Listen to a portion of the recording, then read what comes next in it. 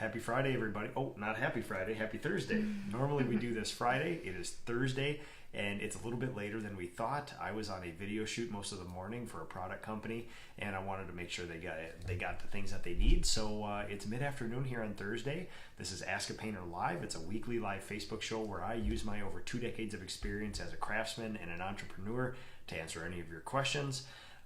For homeowners, this is the largest group of professionals in our industry where you can ask any question you've ever wanted to live here. We have all the answers, especially guys like Dustin Zupancic, who's watching right now, painter friend from Vancouver.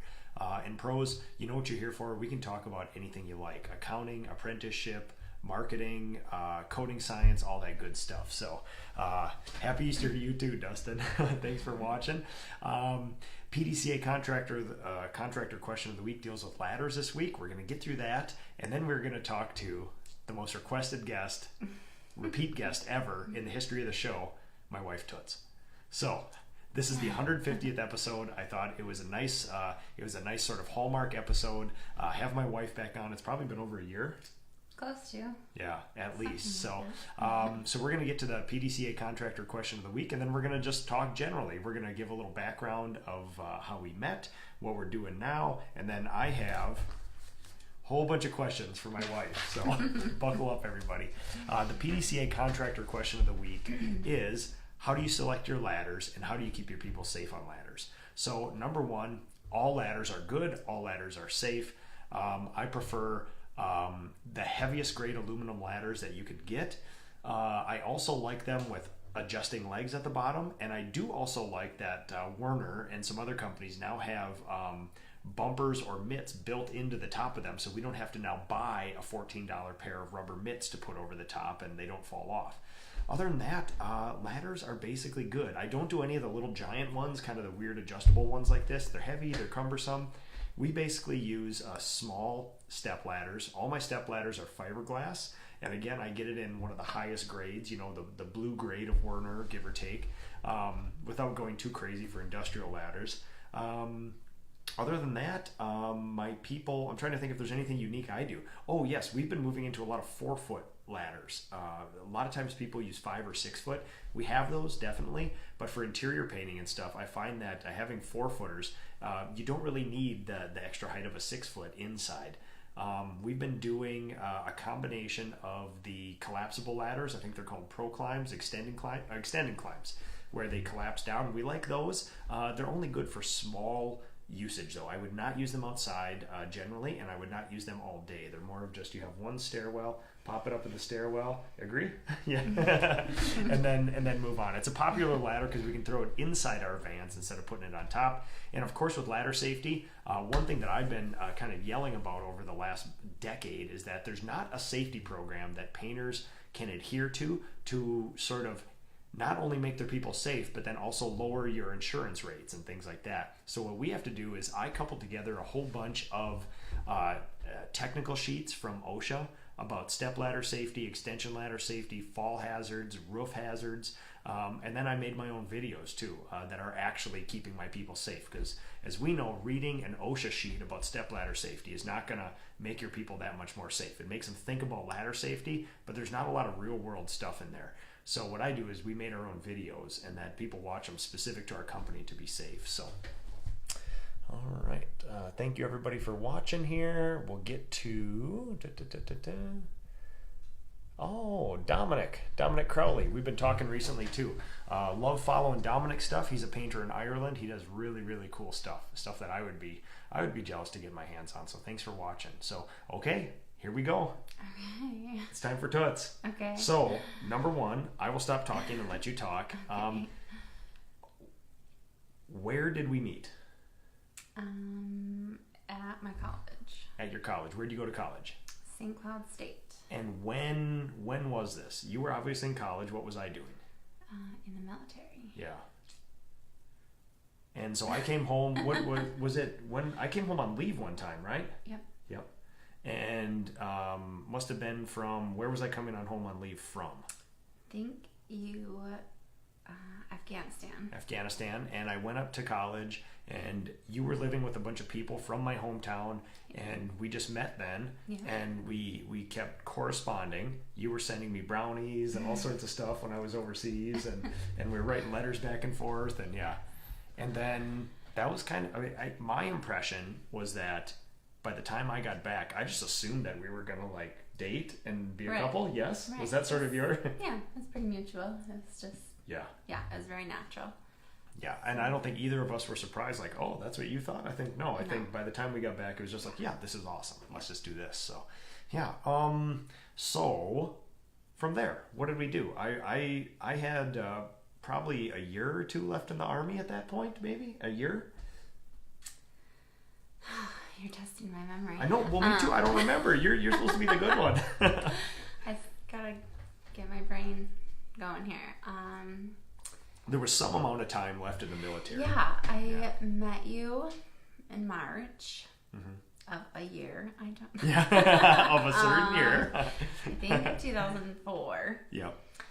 And you got out of the military the following June of 2005. Does that sound right? 2004 I got out. Okay, hold on. Oh my gosh, you guys. Do you think it would? Okay, so no, there was. Because you were home though. I moved back home and I did my student teaching. I think there must have been about my last year. There must have been, because I went to Afghanistan and then Iraq, so I probably met you. Okay, so maybe I met you in March of 2003. Yeah. Because then you came, we corresponded that whole summer. Yep. And then I had my deployment all through late summer, winter. Then you went to Iraq and Kuwait. And then I came home, and then basically... So I must have met you in 2003. Yeah. And then it was like long distance for a good year. Yeah. Yeah. And then you got out of the military at the same time I was kind of finishing up with school. And then I had an opportunity to move back home, and which was closer to Nick than my college. Yep. So Nick moved back to his hometown. I went back to my hometown, and I student taught in Minneapolis for a year. So we continued like that for another year, but we were only a half hour apart, and I would just come down on the weekends, right? To your parents' house? Exactly. Yeah, because I was moving back here, and I think there was maybe a couple weeks, and I started college too. I started like right away. Yeah. Yep. So we were both in school, and then I graduated in 2005, and then we bought our house, and I moved down here. Yeah, and I think I want to say that I graduated 2006 and a half from college. There was a little time where I was going to college, you were working, you were the sugar mama. Yeah, I think you did 3 years of school. Yeah. And I graduated 2005. Yep. So you and I got out in 2008?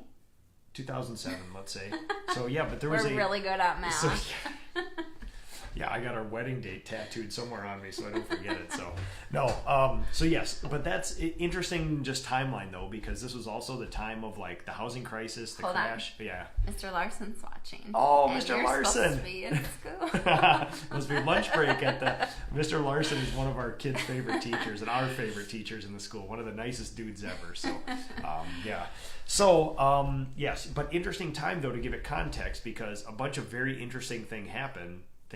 Like, I joined the Army before 9/11, and things changed. And then you and I met during one of those weird periods where I just happened to be home and visiting a college that I'd never been to before. We met each other, kind of kismet. And then we got home and we decided to buy a house. It was the housing crisis. It was like the peak of the market. Yeah. We paid a very large amount for our house. But the good thing is we bought a reasonable size house, so it still wasn't that much, which we were lucky for. We're still here. So. And that was at the time that you just got a job teaching locally. I was in college, and I walked into the bank, and they basically just said, write down how much money you make. And I was like, like 80 grand a year? One of I don't us know. Like really had a job. I bartended on the weekend for cash. Yeah. And you actually had a real job. At the time. Yeah. So, yeah, that was interesting. They gave us a house. And the good thing is, we're scrappy people. We can always come up with whatever the money is for the mortgage. It wasn't a bit, and I think this is where like ignorance is bliss, where if somebody told you that, hey, by the way, you have to do this for 30 years and you're paying probably 40% more for this house than normal price, you'd be like, oh yeah, that's a horrible idea. But It's what we did. It's reasonable. It's worked out very well for us. Right, it has. I mean, we bought a historic home, and over 10 years we've restored it. Yeah.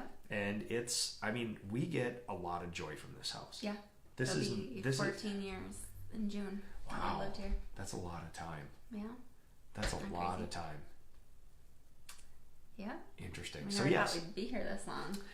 No, it's so comfortable. And what's funny is that, what was it, maybe 5 years ago now, we bought a farm outside of town here.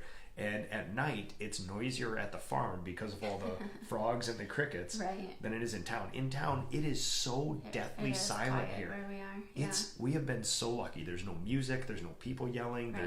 It's amazing here. Right.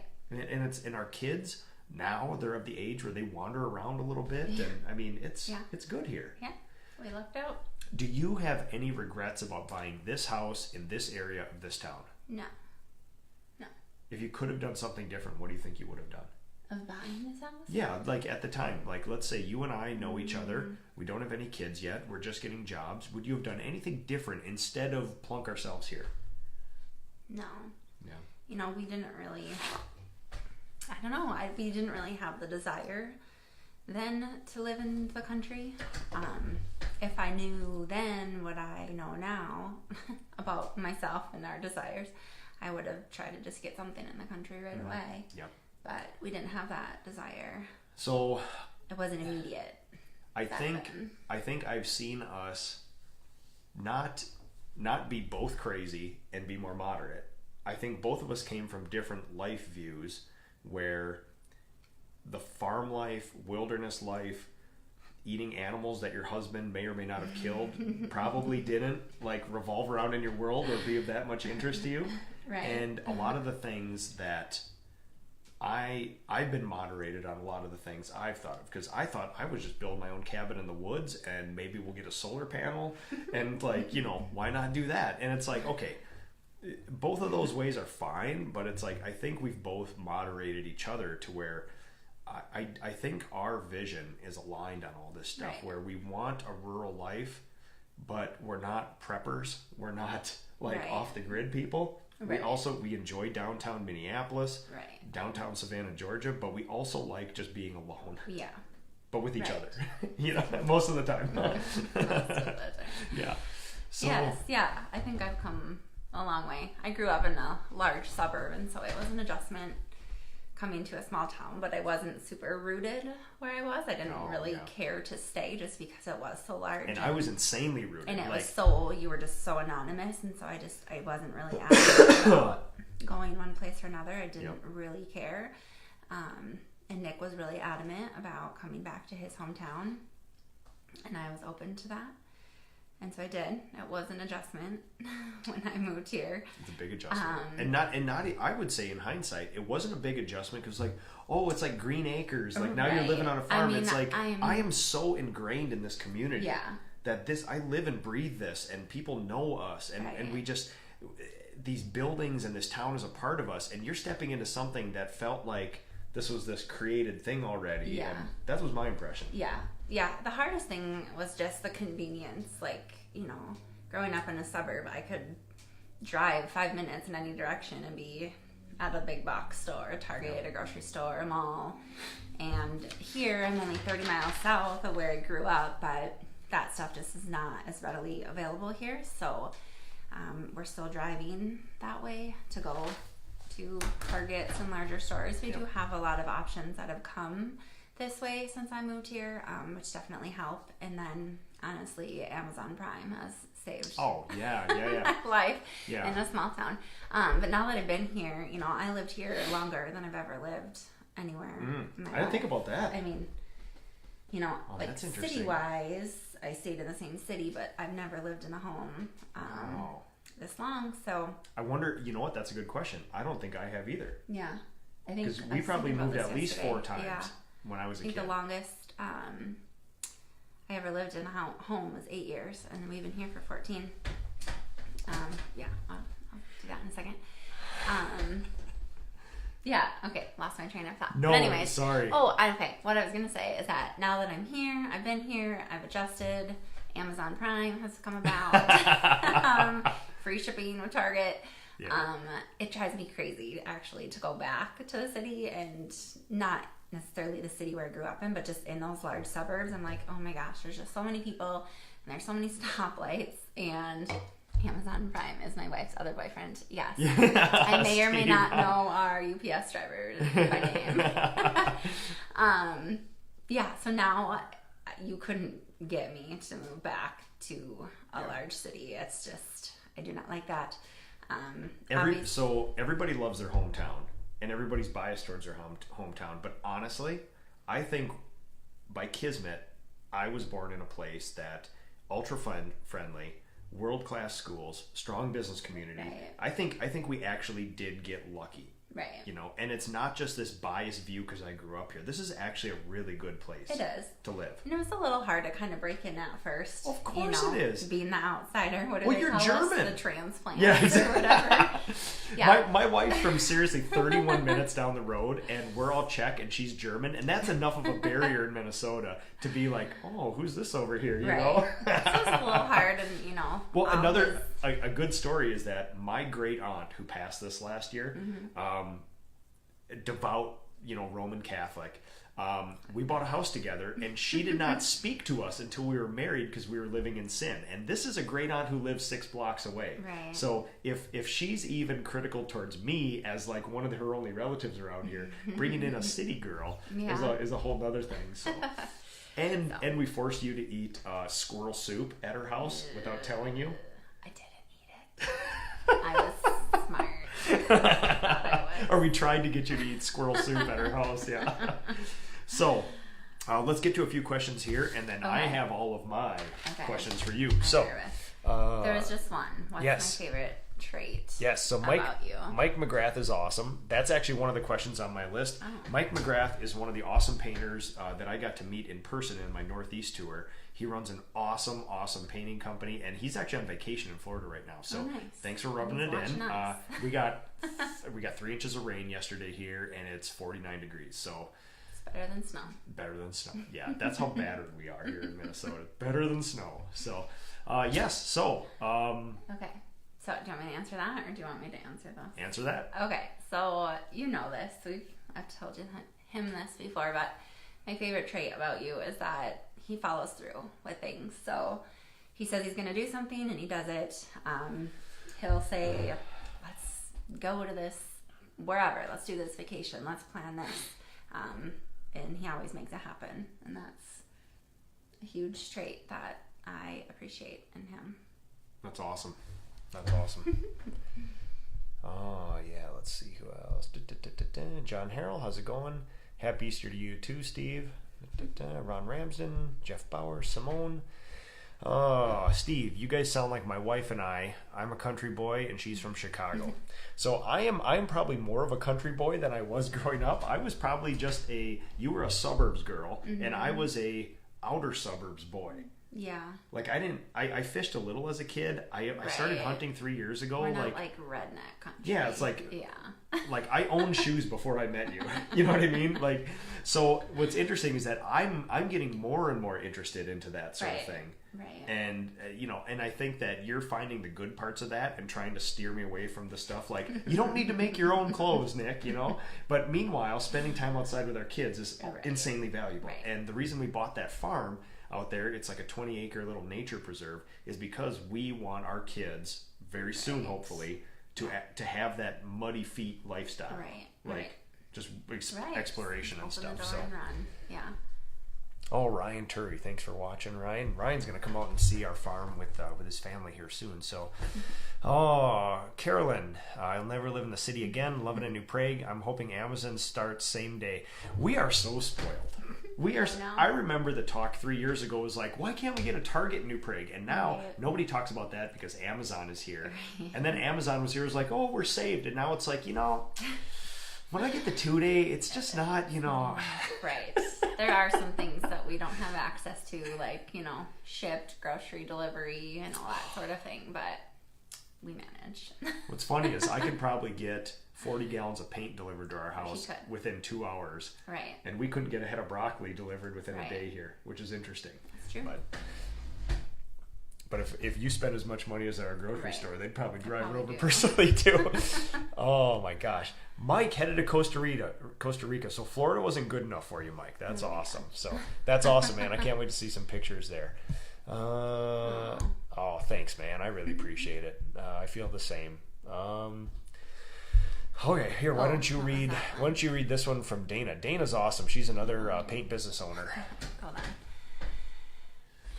Oh, we have a great style. Oh, I have a great style. You gotta read it out loud for okay. people. Well, they can read, right? Well, okay. they're probably not looking at the same. They're probably 10 questions down. Okay, Toots, I can tell from the photos Nick posts of you that you have great style, and he plans to join him in the business and offer design services.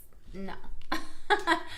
We've talked about it many, many times. I don't know. Maybe down the road we'll find a position for me in the company, but right now the kids are my priority and my focus, and I'm just kind of dabbling in some adventures of my own here and there. One currently just happens to be some design. Yep. I have not marketed myself as a designer. I don't want to be a designer, but I just like putting things together, and I like designing my home, and I like making our home very comfortable and cozy, I guess you could say. And so a local business contacted me, and they have a unique style business. It's called Farmhouse Market. Oh, he's leaving me alone. Sorry. Okay. I'm gonna get something to drink. Show's all yours, Toots. He's like, I don't want to hear this. Okay, so it's called the Farmhouse Market, and it's like a little market, a grocery store, and it's like a key card entry, and it's a lot of like locally farmed produce and meats, locally raised meats and stuff that are all within our community or very close surrounding to our community.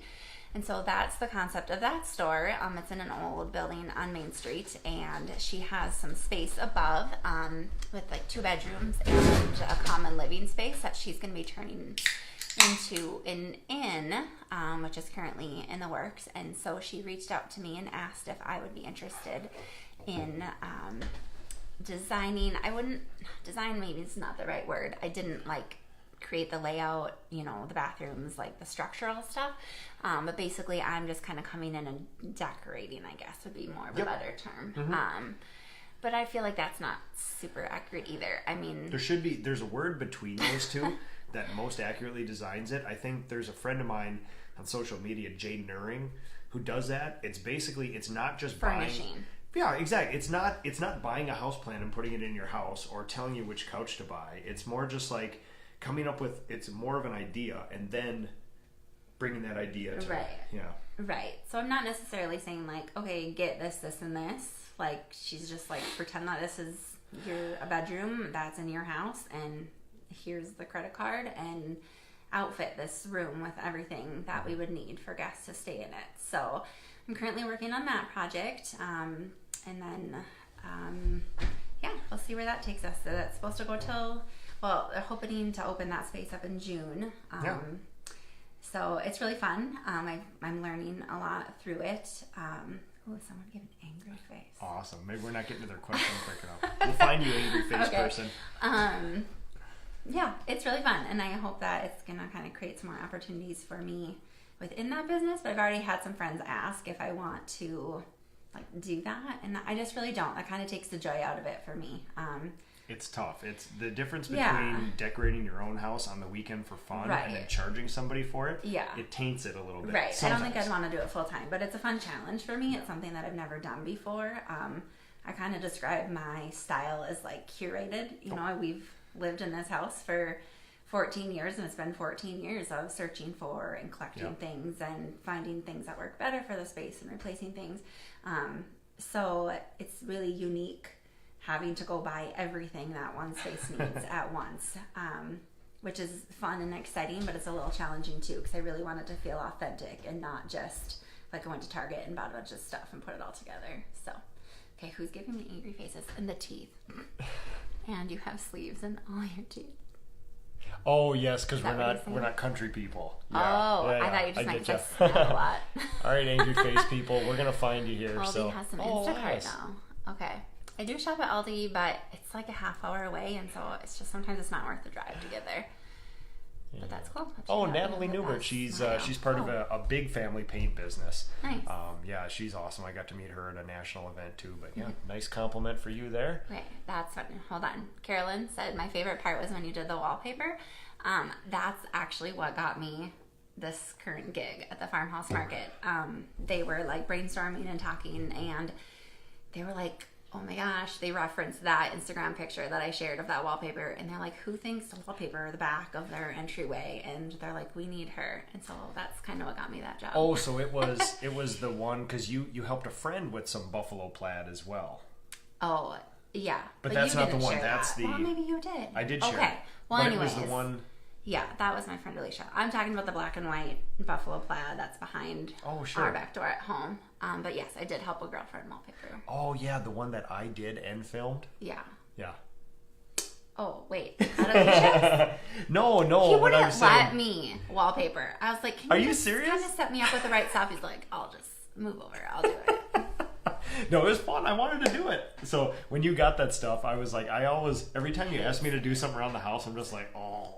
But it's like, I secretly really love that stuff. And I love really wallpaper. good. I love wallpapering, Yeah. and I couldn't be happier with a buffalo plaid accent wall behind a door. Me too. Yeah, I know, it's awesome. Okay, my favorite post. Okay, sorry, you read that one. I totally understand. I'm a mama with a little life and my own little cabinet painting business. My husband is a general contractor. Oh, yeah, boy, yeah. Good luck to you guys. That's tough running a couple businesses. So, Alex, hey, Nick. How do you manage to separate family and work once you get home from work? So I guess I should probably say I don't, right? Like, this is sort of like, okay, so I've been more intentional about it in the past. One of the first things you ever made me do was no weekends. Yeah. Because Saturday was a must, and if there was something to do Sunday, we would do something Sunday when I work with my old man. Right. So giving up that Saturday was a huge thing. The second I did it, I never regretted it, and I was like, I was so stupid. Right. If you're good enough at this job, you should be able to accomplish what you need in 5 days a week. So first thing was that. Then probably about 2 years ago, I started trying to give up evenings too. And I think I've actually been pretty good at that. Yes? Yeah, it's kind of a give and take. There's definitely like seasons that are busier and that he needs to be away from home right more. Now. And then, there's definitely slower times when he's around more. But, just kind of what works for us is Nick wakes up. His job is to run the business. I wake up and my job is to take care of the kids and get them to where they need to be and make sure that they have all the things that they need for their day. And then, if there's something, out of the norm for us or something in the evening that I need Nick to make sure that he's around for, we just plan in advance and put it on the calendar. Yeah, and then he'll just schedule around that. We have turned into that couple where it's like I live by my calendar, and I like to not have a lot of choices in front of me that I don't want. I like having an open galaxy to make my own choices, but not with everything. So we are that couple now where you put something on my calendar, and it's like, oh, that's nice. We didn't have to go through this whole process of. It's just like that's a thing I do, and I do it now, and that's good. Now, the one thing I will say that I do make a very good, clean break is no Friday nights, no Saturday, no Sunday. Right. So almost to a fault. Like I'm getting kickback right now, especially because there's never a slow time in my year for business. There's just times where it's too crazy. Like right now, Minnesotans have woken up and everybody wants an estimate for everything. Yeah. And I'm getting, 20 inquiries a day, and it's tough now to keep everybody happy. And when I don't correspond, when somebody goes through my website and asks for an estimate Friday at 4 p.m. and I don't get back to them till Monday, I get a lot of kickback. Like, hey, sorry, Nick, we already found somebody else. It's like, I feel bad about that, and I apologize, but I'm not going to apologize over that because there has to be some time. That person, I love all my clients, but they would never be expected to do the same thing for their job. So, and you know what? It's business. I don't take it personally. I hope my clients don't either. There has to be some sacred time. And honestly, I think I don't make a clear break a lot of the time because even when I'm home in the evenings putting kids to bed, I'm obviously thinking about work. But Friday, Saturday, and Sunday, honestly, I don't even do emails and texts anymore. And during the week, or if there is an opportunity that could involve one or two of the kids, if they can run an errand with him or tag along on an estimate or sit in on a meeting or something. Yep. He'll take the kids along. And I would honestly say that after talking with a lot of entrepreneurs from all over the country, if you take my Monday through Friday and tally up all the time I spend with you and the kids, I think I'm probably doing 30% better than most other It's definitely gotten owners. Better over the years. I think it kind of took us a while to find that groove of what worked for us, because for many years it was just he was gone all the time, not coming home until long after the kids were in bed. So but as we had more kids and our kids got older and there's more places we need to be, we just kind of adjusted that and tried different ideas until we just found something that was workable for us. So. And it's still progress. And I think the biggest thing that's changed now is you and I are being intentional about a lot of things. Right. Where before, I didn't even share my vision for this with you. Right. It was just like I was working 16 hours a day, and I can't imagine what that looked like. Right. To you, you're like, what did I just get myself, like, this is it. Like, he comes home and he falls so asleep. gradually that, sometimes you don't even realize, like, what you're in, because it's just, you just add more and more to your plate, and then all of a sudden you're stuck. Like, oh, what's happening? So no, we're in a good place and it works. And like I said, if there's something out of the norm that Nick has going on or that I need him home for, we just make sure to communicate about that, and it works. And I think it's good now because we're both intentional about saying this is a period in which we're passing through, where it's going to take this amount of effort, but here's the possible payoff at the end. And I think we're both aligned with this somewhere between 3 and 5 year vision of what we could possibly do with this thing. And yeah. So let's see if we can catch up with the questions now and find out our nasty mad face person. Yeah, right. What that means. Sorry, we're a little behind now. Steve, so my wife's been telling me that after 5 p.m., it's family time. So now the hours of operation on my voicemail, but curious how to handle this same issue. Honestly, you know what's funny? I used to labor with my crews all day, 8 to 10 hours, and then do estimates at night. And I did that because I thought, well, I have a job. I'm not going to leave in the middle of the day to go to get an estimate. I can't expect my people to, but I started asking people to do estimates between noon and 4, and magically 95% of all people can meet you between noon and 4. Right. They just do, and it's not been an issue now. And once in a while you run into a couple who are both teachers and they can't be home till 4:30, and that's the exception that I make. But almost never do I do an estimate past 5 o'clock anymore, ever. And that's sort of, I try to pack it all in there. Now, the reason I got to be able to do that is because we tip the scale of having enough people working in the field where I can actually leave during the day and do that. So that was the thing, to push through that time. Instead of having 3 or 4 painters, let's have 10 to 15 painters, and that allows me to actually take the afternoon and go do that. So honestly, Steve, it's the advice that I heard when I was a young entrepreneur. It's like, listen, don't work evenings, don't work weekends, do your estimates in the afternoon. It doesn't make sense now, just do it. And I wish I would have actually listened to those people, because it did make sense. I just didn't want to believe it. And sometimes for guys like us, we understand intellectually that that's all true, but we just have to feel it. And I felt it. And now I knew it was true, and now we could just move on. So that was a good thing. Yep, always an exception. And I do the same thing too. The only exception I will never ever make now is a Friday afternoon, Saturday or Sunday estimate. I have not done one of those in probably 8 years. I just will not. I mean, it's just not going to happen. Right. I love your accents. Katie, thanks a lot. I don't know what you're talking about.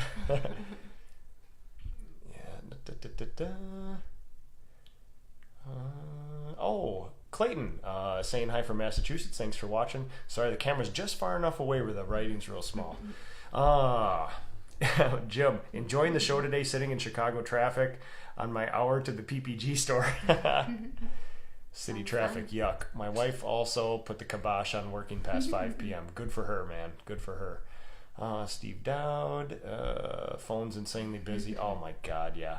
I wish I won't even get into it. I was going to say different parts of the country, different things, but Minnesotas are horrible in the fact that they decide to do everything when the sun comes up. They're like bears in hibernation. The sun heats up their den. They poke their head out, and now all of a sudden they're like, let's plant a garden. Let's paint the house. Let's go for walks. Let's do this. And it's like, we are of the thing of like, we really try not to change our lives in January and December versus June. We try to stay active. We try to go do adventures, right, but just indoor adventures versus right, outdoor adventures. right. Most people in Minnesota basically hibernate for 6 months. And instead of spreading out their projects when contractors have a lot of time Right. for them in December, January, and February, everybody wants everything done right now. And right now, it rained 3 inches yesterday. We're probably going to have a few nice days, and then it's going to rain every second or third day for the next month, and it's not going to be... everybody wants their deck stained right now. Right. We're not going to have 3 dry days in a row for probably 30 days right now. So, you know, I have a hard time telling clients that, but yeah, that's me griping. So, Michael Crane, always a mad-faced person. Let's find out. That's probably Dustin Zapanzik being funny, giving us mad faces. Cliff Tucker, do bids late into the evening, painter's life. So, yeah, for a while. Doesn't have to be, though. You know, you'd be surprised how many bids you can get done during the day. So, Mike, Michael Crane, as you're the man on the spotlight, how much of your time per week is dedicated to communication with other painters in the industry? Been meaning to that for a while. So here's the deal. I was actually thinking about this on the drive home from this project I was doing this morning. I've been trying to figure out, because right now the phones are going crazy. I'm training my people again in exterior processes, and there's a little bit of a time crunch. Like I'm feeling it in myself, and I consider myself a very good time management priority person, and I'm feeling it, and I'm trying to figure out why. And I think I devote probably 20% of my workable hours during a week to something that deals with our industry, but not my business. I think that's sort of accurate. You take into account the Ask a Painter show, some video shoots. Every night I answer somewhere between like 15 and 25 direct messages, Instagram, Facebook, this and that, just from people. What primer, what brush, you know, how do you find apprentices, this and that. And I try to be as helpful as possible, but also, you know, respect family time as well too. So I think 20% of my week right now is basically devoted to paint industry, but not my business kind of stuff. And this year it's actually going to be more. I've intentionally gone out and sought out a bunch of projects with a bunch of people, so I think it's going to be even more this year. But yeah, we'll just all keep it in check. As long as I can still do my business and do that, and what I don't want to do is bump into family time to do it. And I think I've held the line so far. Steve, no problem. Oh, Todd, Carols, how did you make the jump to hire people? Oh, honestly, I just did it, and I did it in a super safe way. I hired a local teacher and some students, because if it didn't work out, you didn't have to fire them. You're only with you for 2.5 months. So, and you know, you basically just, the best thing you can do is, you know, understand intellectually that people hire employees. It's not this new novel thing. Everybody has employees, so obviously it works. The best thing you can do, though, is clear deliverables right away to that person. Say, I want you to be able to do these things in this amount of time, or this is what I expect of you. Don't just hire people and set them free. Also, track the numbers. Like from day one, put them on a project and time them on how long it takes. And then you can start seeing how much revenue they're generating and things like that. But honestly, we all know it works. You just have to do it, you know, and I wish there was an easier way to do it. But now, and I get this advice from 40-person companies. You know, we have between like 15 and 25 seasonally. People that have 40 to 80 employees, I look at them and be like, how do you do it? And they're like, listen, man, I would love to have 20 employees again. That would be a walk in the park. That would be a daydream for me. Meanwhile, we're just figuring it out. So same thing, going from a 20-person company to not hiring anybody yet. Honestly, having one employee would be just like, it'd be amazing how little work there is to do logistically, you know, between then and now. So seriously, do it, but do better than I did. Gather data. I did not gather data. I just went all by feel. Like, hey, he was happy. He got paid. Summer was good, whatever. I wish I would have gathered data from all those years. So, Steph Toopy, thanks for watching. Oh, Gerardo, my good friend from Connecticut, thanks for watching. Jamie Hansen. Oh, hey, Jamie, how's it going? Jamie is responsible for facilitating one of my boys' love of alligators. She's from Florida, and she sent him that monster. Yeah. There's like alligator. a 7-foot stuffed alligator now that he sleeps upon. Yeah. And so thank you, Jamie. It's awesome. We actually love that stuff. There's gator feet, there's gator heads, there's gator candy that she. Yeah. He did tell me the other day that his order of favorite people was his cousin Jack, Jamie, then Dad, then Mom. I made top 3. Yeah. Same in Michigan. Yeah, I agree. All right, let's see what else we got here. Mike Danahy, thanks for watching. Yeah, I don't want to bug you about it, but I guess you had a lot of people. Yeah, and listen, man, if I was angry at people asking me questions, this show is called Ask a Painter. If I would turn around and be like, hey, man, quit bugging me, that would be pretty stupid. So I love, like, Michael, you especially know this. You're a guy who educates other people, and you do insanely good stuff on social media. I love this a lot, and I love talking about it, and I love helping people in a way that I wish I was helped in my years of not knowing this stuff. I basically discovered this all on my own through trial and error on other people's houses over the course of a decade, and I didn't have the resources on YouTube and social media like a lot of young painters do now. And honestly, this is the best thing we can do for our industry is get this stuff out there, because there is no secrets. I was talking to this with an industry person today. We all buy the same 2 sprayers from the same 2 companies. We all buy the same paint from the same people. We all buy the same tools. We all have the same trucks and vans. There's no secret algorithms or anything.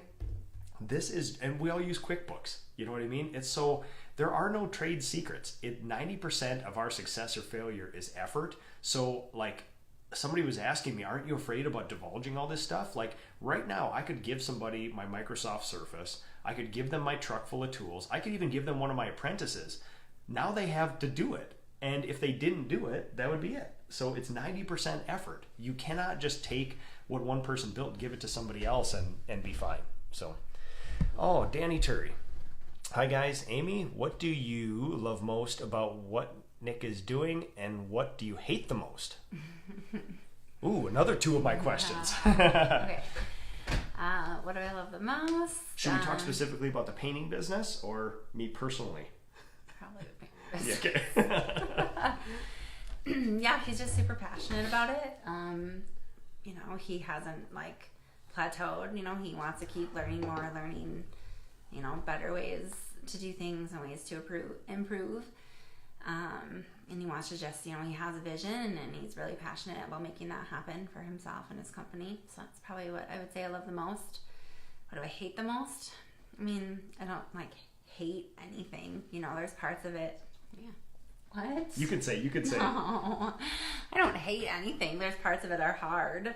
Probably the hardest part is just the time away from home. But, that's just the nature of the business. And if he didn't do that, we wouldn't, have the life that we have. So it's just, it is what it is. Yeah. And Danny and Ryan, they run Headwaters Painting, and they were actually at our last gathering of Minnesota painters, and they were brave enough to get in front of this whole group of painters and industry people and basically tell how they kind of keep a good family. Okay.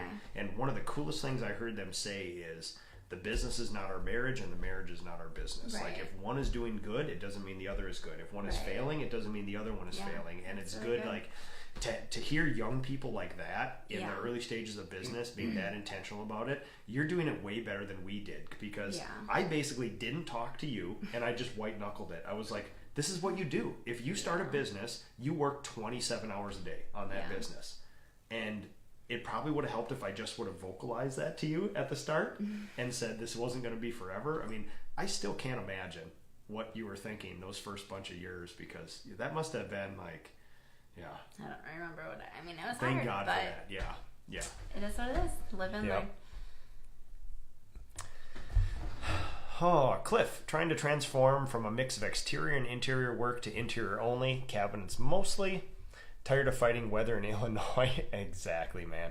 Listen, we've also thought about that too, because the last 4 Mays here in Minnesota have been horrible, just wet, and people assume that we start painting exteriors in April, and we really don't hit our stride until June 1st here. I mean, it snowed last week a lot.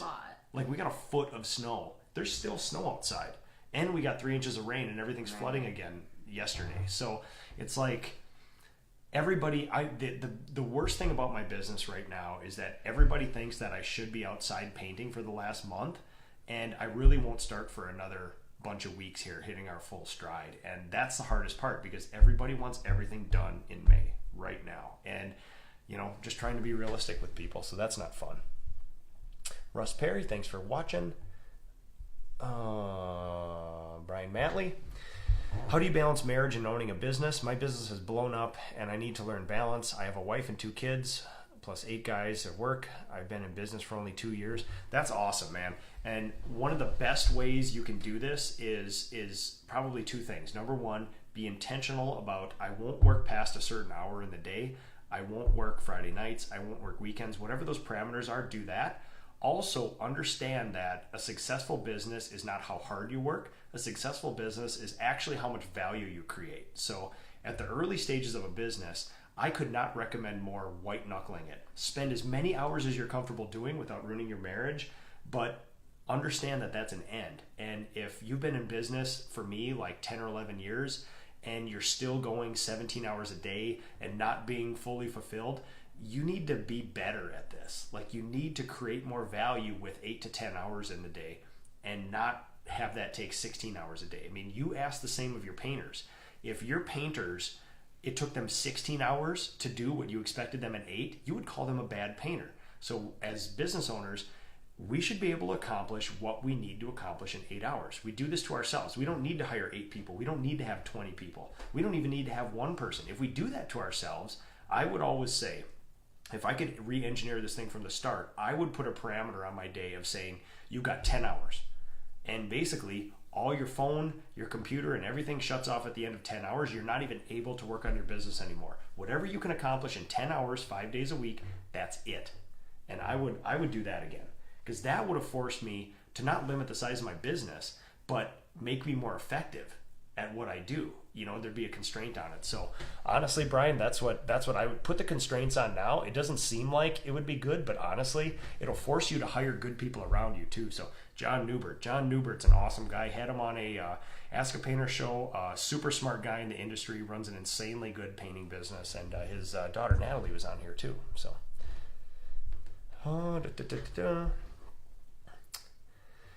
it was Steve. You good? Yeah. Okay. We should probably. Oh, how long has it been? Okay, you got it. Sorry. We haven't even got to my question. Yeah. We probably won't either. So why don't you get to a couple of them? We can no, that's all right. Steve Burnett helped you? Absolutely, man. He's a good guy. And also one of the best podcasts out there. Shane Garrett, one of my favorite people in the industry. Brandon, glad I stumbled across this page. Can't wait for the knowledge I gain.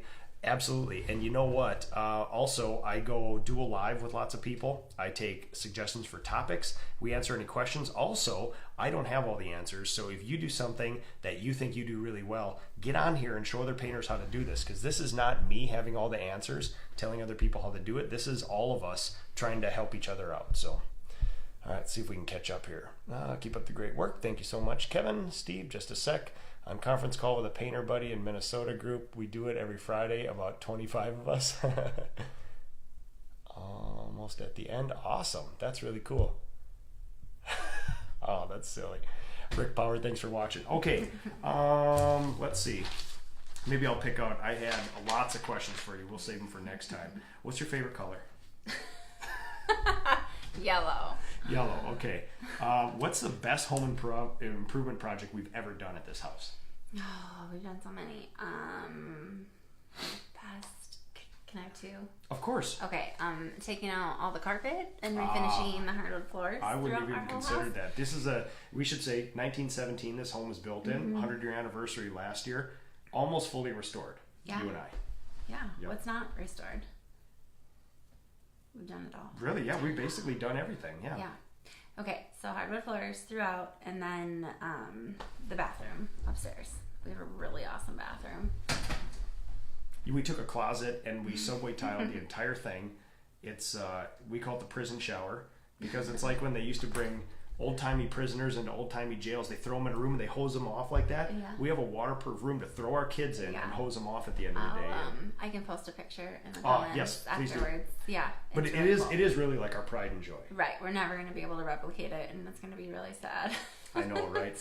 I would say yes. That's probably my favorite too. The deck is probably the most useful. We added on like 14 feet, and in a house where we only have 1,350 square feet, to have, you know, another a couple hundred square feet of outdoor space. That was a really nice sort of thing. So, okay. All right. Next question. Who is your favorite son or daughter? None of them. No, just kidding. Oh, that's even worse. I thought you were going to pick one. You picked none of them. Just kidding. I would be a terrible mother if I actually told you that answer. Alma. Mine's Alma. Gator Boy's cool. Surfer Boy's cool. Aww. Big Alma's cool. They're all fun. They're all fun. I won't pick one. Move on. Next question. If you could travel anywhere you would want, where would it be? Everywhere? I want to go everywhere. What's the place you think about the most? The most? Europe. Mall of America? Oh.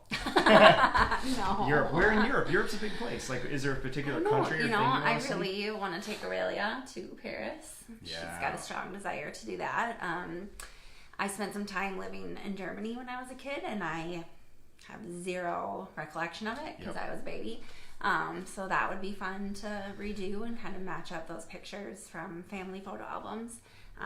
You know, places, really great places that I've been and I don't remember, so that would be really fun. Obviously, probably Czechoslovakia. Yep. That'd be fun. Yeah, I really don't just want to limit myself. Oh, she's awake. Speaking of our favorite. Next question. Okay. Let's see. Our house is orange on the outside, a custom-made orange that we call Souvenir Orange, in honor of the Brazilian paint company that had me down there. If you could have it any other color than orange, what would it be? Toodles! Hi! We got a sleepy baby. Oh, somebody just woke up from nap. Really sleepy. If I could have it any other color, what would it be? I really like our color. What's funny is it was white when we bought it, and we thought that was so like boring and plain, so we wanted to be different and do something more traditional. But honestly, can you give Mommy a couple more minutes and then I'll get that set up for you? Okay. But I'm really loving like the black and white contrast lately. So when we go, you know, drive around, look at houses, think about what we want to build out at the farm, the black and white is what gets me. Awesome. Yeah. All right. Clean shaven or beard? In between. I don't like the clean shaven is just so foreign now because it's just been so long. Maybe like, you know, hack it down a little. Couple days scruff. More than a couple days. Awesome. I'll let you know when why don't you shave it and then I'll let you know when it's at its sweet spot. Just keep going lower and lower and lower and you'll give me the stop. I don't like when he like scratches it and it's like, but he looks so different now when it's bare shaven. So a little in between. Awesome. Anything else you want to say? Ask me some more. Okay. I was trying to be. You were tapping me on the leg saying, "Wrap it up, wrap it up." Okay. So these are quick. Alma, do you want to ask any questions? No, you're good. Okay. Just woke up from nap. Did you only date me because I was in the army? Yes. That's what I thought. No. What worries you the most about life right now? Oh. Like what keeps you up at night generally? Like is there any existential angst? Is there anything you're unsure about? Is there? I don't want to answer that. Okay. All right. If I'll grow a bigger beard, maybe. Yeah. What's your favorite piece of furniture we own? Favorite piece of furniture? Could our clawfoot tub count? Yes, absolutely, absolutely. Yeah, we have the original clawfoot tub to the house upstairs, and I've cleaned it up and done some stuff to it, but yeah, it's the original. It's awesome. We absolutely love it. If you could snap your fingers and change one thing about life right now, what would it be? Live at the farm. Live at the farm. Yeah, that's a good one. If I wasn't a painter, what would you have me be? Oh my gosh, I have no idea. I don't know. What would you be? If you could choose. If I could choose. What could you envision? Woodworking. Woodworking? No. Sorry, took me a little second to think about that one. I like it. If you had to eat any wild animal, what wild animal would it be? None. Mushrooms. You're technically a weird half animal.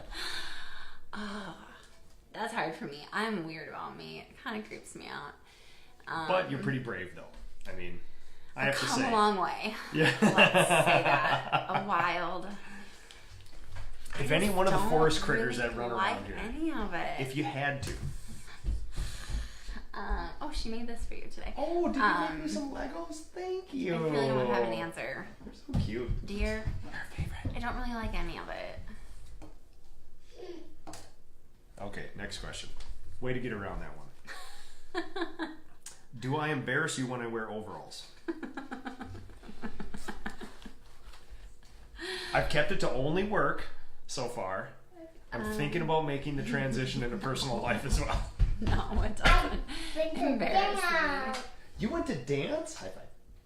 Yes. And he did it! Oh, very nice. You're hiding behind mama. Okay. Who is my favorite your favorite relative on my side of the family?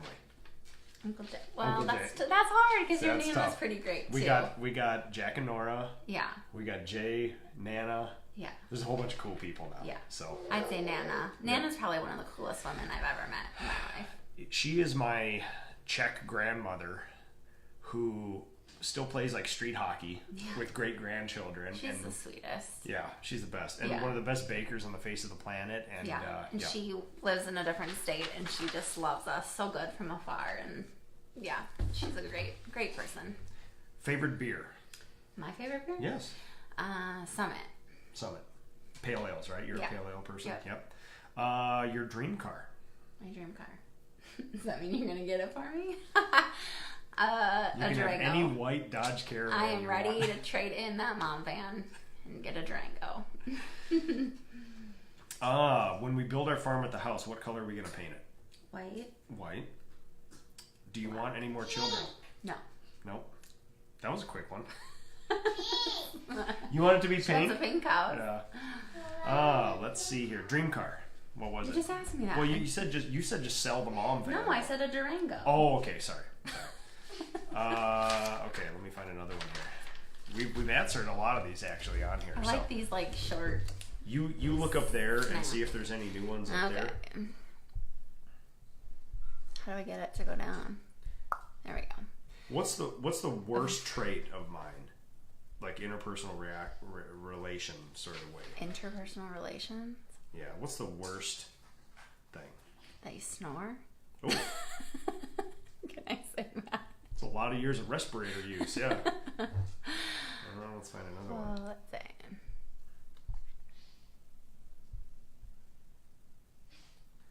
What's the most embarrassing thing I've ever done? I don't know. You want to think about that one? The most embarrassing thing you've ever done. We're not really embarrassing people. Yeah, we're too introverted to like put ourselves out there and get embarrassed. Oh my gosh, did you make that? Oh, Okay, thank I don't you. think. I mean, some comments, but not a lot of Okay. questions. Is there any question you ever wanted to ask on the Ask a Painter show about painting or finishing or decorating or something else? I don't think I've ever asked you that one. Sarah, hack it down a little. I love you, Sarah. No, I don't have any painting questions, and if I do, I know a guy. Yep. Dustin's a pansy. You like Aaron? What is the funniest thing one of our kids ever said? I don't know. There's a lot of funny Poop. ones. She just hollered. Nothing. That's Yeah, we can't really. Yeah, all the funniest stuff is unappropriate. Cool. I think that's it. okay. I think that's it. I don't know what this is. Why someone is saying this? In 1972, a crack commando unit was sent to prison by a military court for I don't know. What that, Really cool. What that's. Thanks for thanks again for everything you do. Awesome. Thanks everybody. Thanks to Tootse for putting up with this. Lord knows I'm not an easy person to live with, and that she's still with me. Oh, did you make more Legos for me? Alma, do you want to say hi? Do you want to Come say here. hi? Show your cute little face in there. You're too tiny. No? Oh good, you're shy. Just like us. Oh, is this for me too? Did you build this for me? Thank you. Can you tell everybody what your name is? Alma. And what do we call you? Do you have a nickname? Yeah, we got lots of nicknames for you, don't you? Toodles. Cockatootie. Yeah. You're cute. What's your favorite thing about mommy? What's your favorite thing about daddy? Do you like to wrestle with daddy? I like Daddy pinching my butt and I like wrestling with him. All right, on that note, yeah, lots of pinching going on around here, right? All right, so thank you, everybody. I have a special announcement. Tomorrow, I am going to be releasing something on the internet that I'm very proud of. I've worked for a long time, and I hope everybody likes it. Look for that sometime Friday morning. I will actually be taking my production manager to RRP lead training tomorrow, and we're redoing our historic home SOP, so I want her to be up on it too. So look for that tomorrow morning, guys. Again, I'm very proud of this. I hope you guys all like it. Tomorrow morning, the big release. Look for that on social media. Probably release to Facebook. I'm thinking, because Instagram has a limit on the size of video. So, okay, look for that, everybody. Thank you to the PDCA for being good underwriters of this show. Thank you to my wife for still being married to me. And everybody else, have a good weekend. Bye. Bye-bye.